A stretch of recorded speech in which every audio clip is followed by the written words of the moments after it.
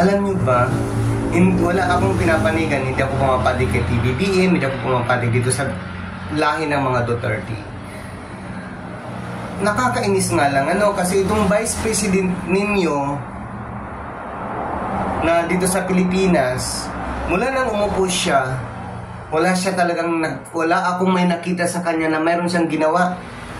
Dahil in-automatic siya naging DepEd Secretary, wala din siyang nagawa doon, puro pambabastos, puro pagnanakaw pera ng pundo ng DepEd. Nakapagtataka kung bakit itong mga Pilipino, bakit gustong-gusto nila ganyan pa, hanggang ngayon ginagawa pa nilang santa. Ito na nga, ginagawa na nga ng presidente ng ating Pilipinas na pababain ang presyo ng bigas para mabuhi, para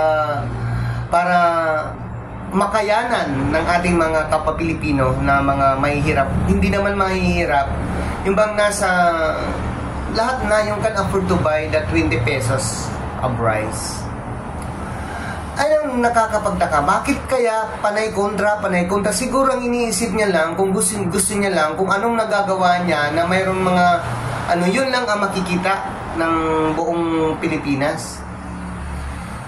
Hindi naman ibig sabihin na kinaiinggitan niya yan kasi wala siyang nagagawa. Dapat nga siya magpasalamat sa presidente natin na nakagawa ng ganong klaseng presyo ng bigas, kasi yun ang pangkaraniwan, yun ang pang araw-araw natin binubuhay. Bigas.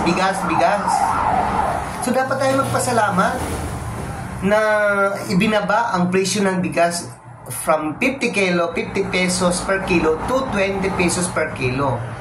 At sasabihin niya pa, nakapagtataka nga bakit niya sinasabi na ang bigas daw ngayon ay binaba ng presyo ng presidente ay para sa hayop? Ano ba yan, Diyos ko Mayo, Vice President Sara? Kung mayroon ka talagang wala kang naiintindihan, sa bagay, hindi ka kasi nakakaintindi.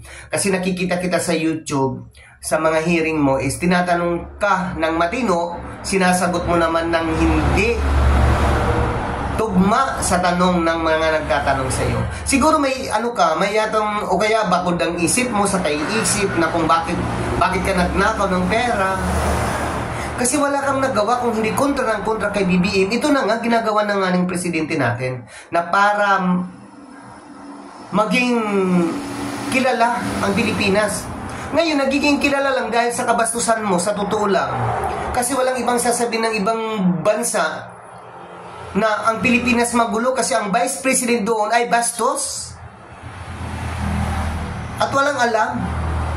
Ganun yun. Ganun ang pagkaano sa'yo yun. Hindi ka nahiya, Vice President.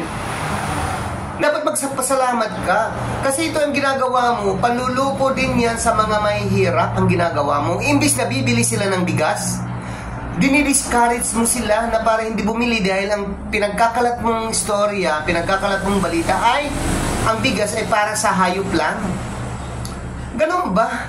Ganyan ka ba klaseng Vice President? Tapos nagnanais ka pa naman, may pangarap ka pa na maging President. Ikaw naman ang itong mga lawyers ninyo na parang mga aywan na sunod ng sunod kung sino ka. Ikaw naman, kahit palamunin mo sila ng mga buhangin pag-upo mo, kakain na lang sila. Kasi sinusunod, aywan ko ba kung anong klaseng espiritu mayroon kayo ng tatay mo. Kasi ang tatay mo, minumura yung pap natin Yung tatay mo, minumura yung Diyos natin. Kaya yun, karma, big karma sa tatay mo yun. Kaya yun, nagkakandalaiti ako kasi ang bigas na nasa NFA ngayon ay galing dito sa mga magsasaka katulad namin. Kasi yung palay namin, ibinibinta sa National Food Authority. Kasi kung ibinta namin yung palay namin dito sa mga Chinese is mababa lang. Yun ang ginagawang bigas ng NFA at yun ang ginagawa ngayon na pambenta para sa mga mahihirap. Na kaya ginawa ni PBBM, ng presidente natin, maging 20 pesos na lang. Kasi ang mga magsasaka ngayon, alam ko, mababa, lugi, mababa. Pero yun ang umpisa, Sara Duterte, yun ang umpisa kung bakit mababa ang presyo ngayon ng palay. Yun ang umpisa na bababa ang bigas. Gets mo? Kung hindi mo gets, igit na lang. Awan ko ba ba kung bakit yung Pilipino sunod ng sunod? Ano kaya na ano nila? Alam ko ba kung bakit hindi sila nakakaintindi sa mga hakbang, kilos ng Vice President?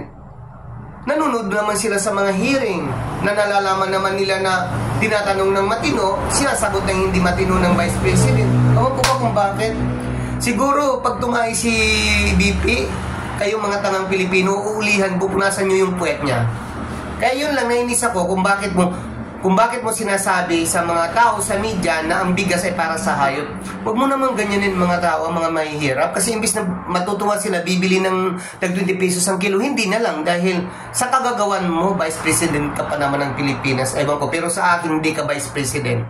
Isa kang Vice President ng Taiwan. Alam na nila yung mga Pilipino. Kasi nababasa ko tsaka na papanood ko yan sa YouTube.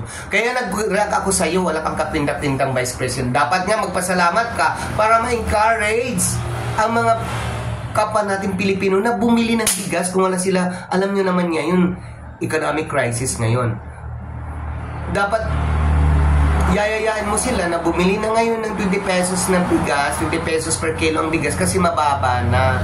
Hindi lang sasabihan mo sila na ang bigas ng 20 pesos per kilo ay para sa hayop lang.